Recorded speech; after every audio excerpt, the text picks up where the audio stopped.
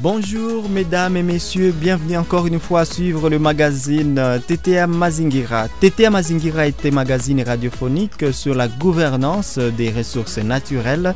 À la présentation, je suis Daniel Makassi. Dans ce premier épisode sur la découverte de nos écosystèmes, nous allons recevoir le master Minani Abel.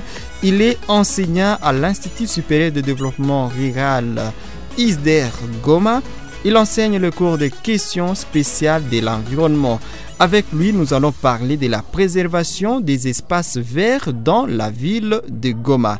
Quel est l'état actuel et quelles sont les préoccupations? Vous pouvez nous partager vos avis, vos commentaires à ce qui concerne la préservation des espaces verts dans la ville de Goma en nous écrivant au 099 15 96 081. 099 15 96 081. Ce premier épisode sur la découverte de nos écosystèmes est une occasion pour vous parler un peu de la situation de nos régions. Nous sommes aujourd'hui dans la ville de Goma, chef-lieu de la province du Nord Kivu, dans l'est de la République démocratique du Congo.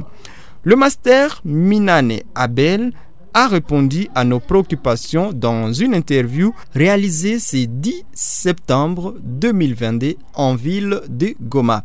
Il nous parle ici de la problématique de la préservation des espaces verts en ville de Goma. On l'écoute dans cette interview. Parlant des espaces verts dans la ville de Goma, nous pouvons dire que sur le plan global d'abord, il y a des préoccupations par rapport à la préservation des espaces verts.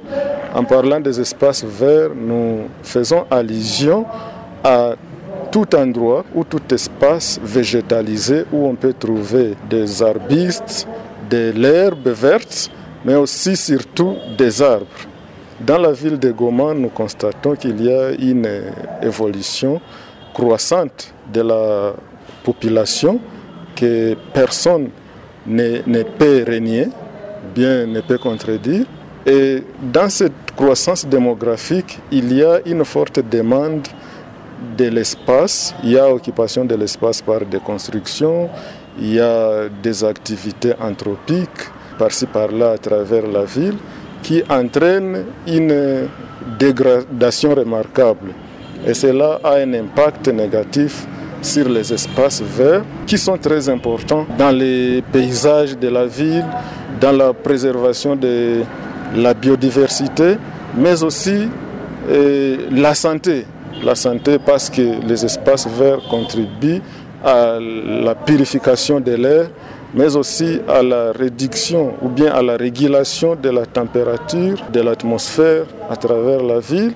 Et nous pouvons ajouter aussi la régulation du cycle hydrique. À ce niveau-là, lorsque ces espaces verts ne sont pas protégés, il y a un déséquilibre dans les fonctions récréatives de la ville, mais aussi la beauté de la ville. C'est dans ce sens-là que nous avons abordé ce sujet et nous avons fait une tournée à travers la ville. Nous avons réalisé que beaucoup d'endroits qui jadis étaient considérés comme des espaces verts, tels que les Mogoma, nous avons les ronds-points Bédégel, les ronds-points Chikoudou et beaucoup d'autres sont actuellement dans un état de délabrement et si rien n'est fait, on peut s'attendre à la disparition de ces endroits. Cette démographie galopante, comment est-ce que vous essayez un peu de l'analyser en termes d'impact que cela peut avoir sur l'écosystème de la ville? Exactement, comme vous le dites, la population est en train d'augmenter de temps en temps. En ce qui concerne l'impact de cette population, actuellement, il est vraiment ressenti parce qu'on peut même déjà observer la perturbation des saisons par rapport au retour des pluies. Actuellement, on peut voir qu'il y a même un retard dans les retours des pluies à certains endroits, mais aussi il y avait une période de saison sèche, une petite saison sèche a localisé entre les mois de janvier et de février, qui a montré que l'année passée, on a observé que cette période est en train d'être un peu plus longue par rapport aux années passées. Et nous pouvons confirmer que ça, c'est les résultats de la dégradation des espaces verts par la croissance de la population. Nous allons nous souvenir que l'ancien gouverneur du Nord Kivu, Julien Paluku, avait fustigé le fait que souvent dans nos régions, l'occupation précède l'urbanisation. Comment est-ce que vous avez toujours aussi analysé ces propos? Ces propos est vrai. L'occupation précède l'urbanisation parce que ça commence d'abord par l'agriculture. Lorsqu'on commence à installer l'agriculture, et cela date de l'Antiquité. Plus l'agriculture a évolué, plus l'homme a choisi d'occuper l'espace qui jadis était une forêt. C'est comme ça que l'agglomération a pris la place de la forêt. Et jusqu'au niveau où nous en sommes. D'ailleurs, lorsque vous regardez l'histoire de la ville de Goma, il y a lieu de comprendre que le parc national de Virunga, les limites étaient ici tout proches du Temka aujourd'hui. C'est comme ça que je ne peux pas nier ces propos. Et parlant maintenant des pistes et des solutions, parce que la ville est en train de s'agrandir, des espaces verts sont menacés, qu'est-ce qu'on peut envisager en termes de solutions par rapport à cette situation? Nous ne pouvons pas dire que non, parce que la population a augmenté. C'est vraiment un problème qui n'était pas attendu. Donc l'autorité devrait prendre conscience que la population est en train d'augmenter.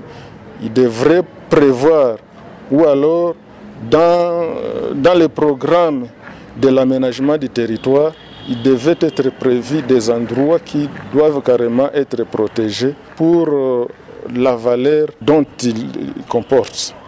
En termes de conservation, il y a des sites, bien sûr, qui méritent une protection légale, notamment le site d'Imogoma, qui est actuellement dans un état, une situation criante, parce qu'on peut observer actuellement l'exploitation des sables par-ci par-là et l'attribution des terrains pour la construction.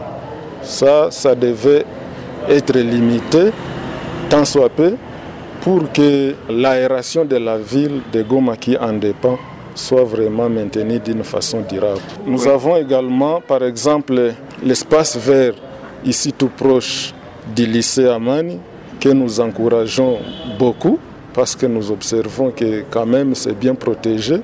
Mais entre-temps, les avantages de cet espace sont bénéficiés par tout l'entourage. Il y a aussi Maman Moulezi qui aussi protège quelques arbres. Il ne faut pas oublier l'Instigo qui est aussi en train de développer, de planter les arbres. Tout le monde peut les voir. Nous ne pouvons pas oublier l'ILPGL et le grand séminaire de Bouimba. Voilà quelques-uns des espaces verts que je peux énumérer dans la ville de Goma. Merci beaucoup, Master Minane Abel, d'avoir répondu à nos questions. C'est moi qui vous remercie. Là, vous venez de suivre le Master Minane Abel, titulaire du cours de questions spéciales de l'environnement à l'Institut supérieur de développement rural de Goma, ISDER Goma. Il abordait la question de la préservation des espaces verts dans la ville de Goma, état actuel et préoccupations. Dans ce premier épisode à la découverte de nos écosystèmes, une occasion aussi pour vous, chers auditeurs et auditrices, de nous faire part de vos avis en nous écrivant au 099 15 96 081 099 15 96 081. Et c'est ainsi que nous arrivons pratiquement à la fin de ces magazines TTA Mazingira, aujourd'hui consacré sur la découverte de nos écosystèmes. J'étais Daniel Makassi à la présentation. Nous nous fixons rendez-vous pour la prochaine fois sur votre radio préférée. Merci.